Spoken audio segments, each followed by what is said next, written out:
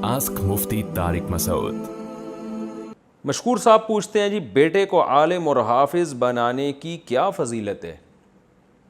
देखिए, रसूलुल्लाह सल्लल्लाहु अलैहि वसल्लम ने फरमाया, इज़ा मात इब्नु आदम इनक़ता अमलुहु इल्ला मिन सलास। इंसान जब मर जाता है उसका अमल ख़त्म सिवाय 3 चीज़ों के। सदक़तुन जारियतुन, एक तो सदक़ा जारिया, औ इल्मी युनतफ़अु बिही, इल्म जिससे लोग फ़ायदा उठाएँ, औ वलदुन सालिहुन यदउ लहू, नेक औलाद जो दुआ मांगे।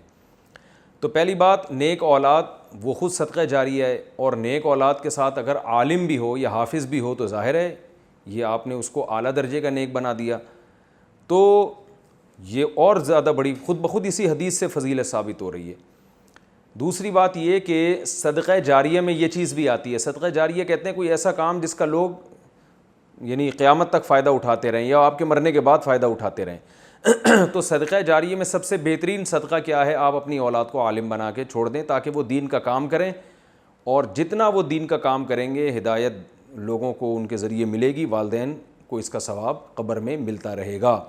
आप सोचिए, रसूलुल्लाह सल्लल्लाहु अलैहि वसल्लम ने फरमाया, जिसने एक दरख्त लगाया और मर गया तो दरख्त से चरिंद परिंद जब तक खाएंगे इसको सवाब मिलेगा। तो सोचिए, दरख्त का फ़ायदा ज़्यादा या आलिम का? दरख्त से लोगों को मादी फ़ायदा होता है और आलिम से लोगों को रूहानी फ़ायदा होता है। तो अपनी औलाद को आलिम बनाना, हाफिज़ बनाना, हाफिज़ बनाएंगे तरावी पढ़ा सकेगा, कुरान पर उबूर होगा, लोगों को बच्चों को पढ़ा सकेगा। तो ये दोनों सदक़ा जारी हैं। और एक रिवायत में ये भी आता है कि हाफिज़ के सर पे क़यामत के दिन ताज पहनाया जाएगा। तो बहुत बड़ा सदक़ा जारी है ये। आस्क मुफ्ती तारिक मसूद।